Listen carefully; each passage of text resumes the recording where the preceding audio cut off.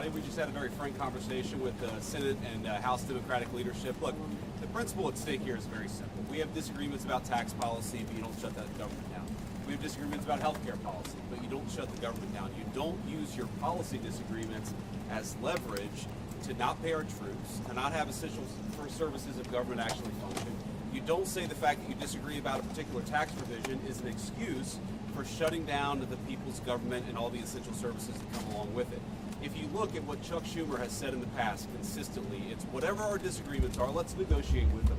Let's talk about them. Let's figure out a bipartisan solution, but you don't shut the government down. In other words, you don't put a gun to the American people's head and say, unless you do exactly what the Senate and House Democrats want you to do, we're going to shut down your government. That's exactly what they're proposing out there. Now, we have to remember, they're very frustrated. They say that they're very frustrated about the fact that this negotiation has not taken place until today. But if you look at the original thing they did with this negotiation, it was a $1.5 trillion spending package, basically saying to the American people, we want to give massive amounts of money, hundreds of billions of dollars to illegal aliens for their health care, while Americans are struggling to pay their health care bills. That was their initial foray into this negotiation. We thought it was absurd. We told them it was absurd, and now they come in here saying that if you don't give us everything that we want, we're going to shut down the government. We think that's preposterous. We think it's totally unacceptable, and we think the American people are going to suffer because these guys won't do the right thing. Now, I want to make one final point here. You will hear a lot from Senate Democrats, from House Democrats about the fact that American health care policy is broken. Well, we know that American health care policy is broken. We've been trying to fix it for the 8 months that we've been in office, but every single thing that they accuse about being broken about American health care is policy the Democrats have supported for the past decade. So if they want to talk about how to fix American health care policy, let's do it. The Speaker would love to do it. The Senate Majority Leader would love to do it. Let's work on it together.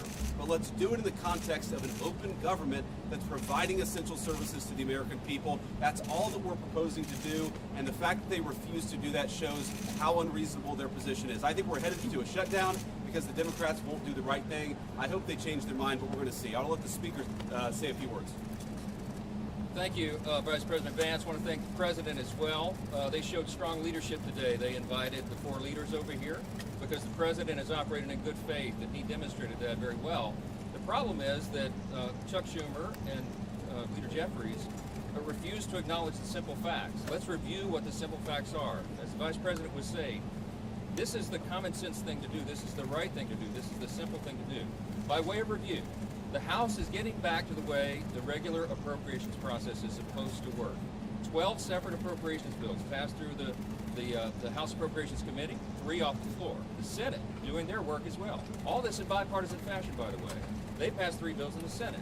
Those bills don't match up exactly. So for the first time in years, since 2019, you have a conference committee that is being constituted between the House and the Senate. This is the way a bill becomes a law. They work out the differences. All this is happening in bipartisan fashion. The problem is we run out of clock. September 30th is the end of the fiscal year, so we need a little more time. So what we did in the Republican majority is the right, responsible, simple thing. A clean, continuing resolution, a short-term, nonpartisan continuing resolution. It's only 24 pages in length. Leader Thune has a copy if you want to see the exhibit. There's nothing partisan in here. No policy writers, none of our big party preferences, because we want to do the right thing by the American people and allow more time for negotiation. Now, there's a reason that Chuck Schumer and Hakeem Jeffries have come out here, stomp the feet, saying that they can't go along with this. They're trying to bring in extraneous issues. They issued a counter proposal. You should go take a look at what they requested. $1.5 trillion in new spending that is unrelated to the ongoing appropriations process. They wanted to, as you said, restore taxpayer-funded benefits. Okay, hard-working taxpayers in America.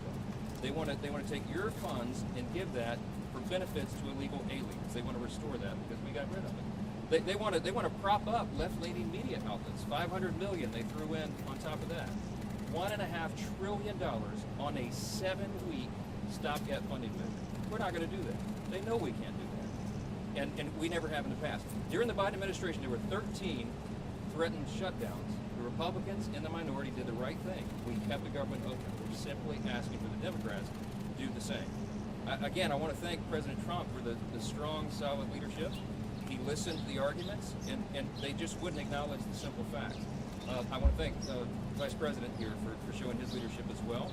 If the Democrats make the decision to shut the government down, the consequences are on them, and I think it's absolutely tragic. We've never said that was a good idea. We never believed it is. And I want you to remember, when we voted in the House, we passed it out of the House. The House has done its job. We did that almost 2 weeks ago. Every Democrat in the House except one voted to shut the government down. That is the record. And don't forget it. Vice President. This right here, ladies and gentlemen, is what we're talking about. 24 pages, continuing resolution to fund the government through November the 21st. I don't know where they're saying this is some huge partisan thing. This is something we do fairly routinely. And when the Democrats had the majority on 13 different occasions, they had the majority, President Biden was in the White House, we passed continuing resolutions to fund the government. This is purely and simply hostage taking on behalf of the Democrats. Republicans are united. House Republicans, Senate Republicans, President Trump. The House has passed a clean funding resolution to fund the government until November the 21st. It's clean, it is bipartisan, and it is short term. But it gives us enough time to finish the appropriations process, which is the way we should be funding the government. So Republicans in the House, Senate, President united, they've passed the bill. This is sitting right now at the Senate desk. We could pick it up and pass it tonight. We could pick it up and pass it tomorrow before the government shuts down. And then we don't have a government shutdown. It is totally up to the Democrats, because right now they are the only thing standing between the American people and the government shutting down. We're all in favor of funding the government. And this is something that's been done routinely 13 different times by the Democrats when they have the majority.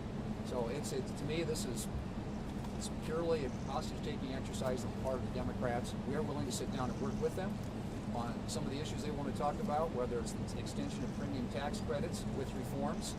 We're happy to have that conversation. But as of right now, this is a hijacking of the American people, and it's the American people who are going to pay the price. Can you Mr. Vice President? Sure. We want to keep this government open. It is not good for the American people to have the government shut down for any period of time. We will manage it appropriately, but it is something that can all be avoided.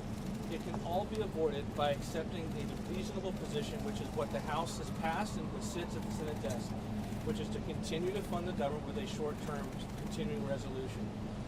It has never been a viewpoint that $1.5 trillion is a reasonable amount of spending to be included on a short-term CR. This is hostage-taking. It is not something that we are going to accept, and we hope that the Democrats come back to the brink, fund this government, and allow us to move forward. Thank you. Right. Mr. Vice President, so just to be clear, is there room for negotiation here with Democrats? And you mentioned you believe that we are headed toward a government shutdown. Is the federal government preparing to fire federal workers if the government does indeed shut down? Well, first of all, we have to keep essential services functioning as well as possible if the Democrats shut down the government, and Russ has been tasked with making sure that's possible. Now, you asked about negotiations. One of the things I admired about the president, but frankly the entire team's approach during the conversation we just had with Chuck Schumer and Hakeem Jeffries was, they have some crazy ideas. Giving taxpayer money to illegal aliens for health care, that's a crazy idea. Funding transgender surgeries in Peru, that's a crazy idea. But they had some ideas that I actually thought were reasonable, and they had some ideas that the president thought was reasonable. What's not reasonable is to hold those ideas as leverage and to shut down the government unless we give you everything that you want. There were multiple times where Leader Jeffries or Leader Schumer would say, you know what, we should be doing this, and the President of the United States would say, yeah, absolutely, let's have that conversation, but we're going to do it in the context of the people's government being open. We're not going to let you take the people's government hostage and then give you everything that you want. And that's really the state of the negotiation. Yeah, let's have a conversation. Let's have a negotiation, but we're not going to shut down the government because we won't give the Democrats everything that they want. Can you respond to what Senator Schumer said, that there were aspects about health care ending for certain people that the president was learning about for the first time in that meeting? And was the president open to a deal on the ACA subsidies? Well, I'm highly skeptical that the president was learning about it for the first time, thanks to Chuck Schumer. But what I will say is, look, we have put a $50 billion rural hospital fund into the big beautiful bill that we passed a few months ago, because we know that under Biden administration's policies, there are a lot of small town hospitals, a lot of rural health care that was getting shut down and that was struggling. We're trying to fix that problem. In fact, we're happy to work with Democrats to fix that problem. We want to work across the aisle to make sure that people have access to good health care.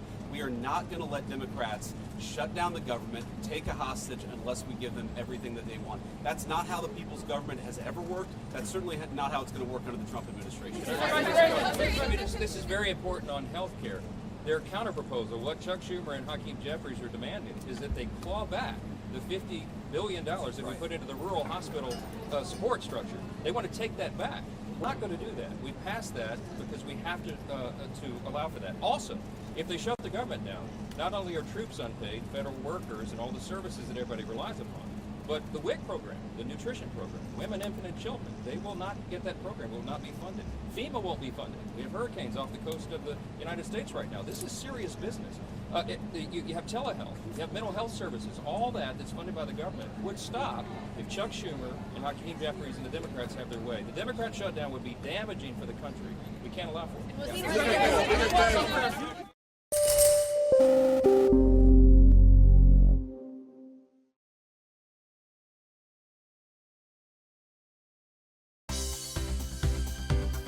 For more news and updates, all you need to do is follow CNBC TV 18 on all of our digital platforms.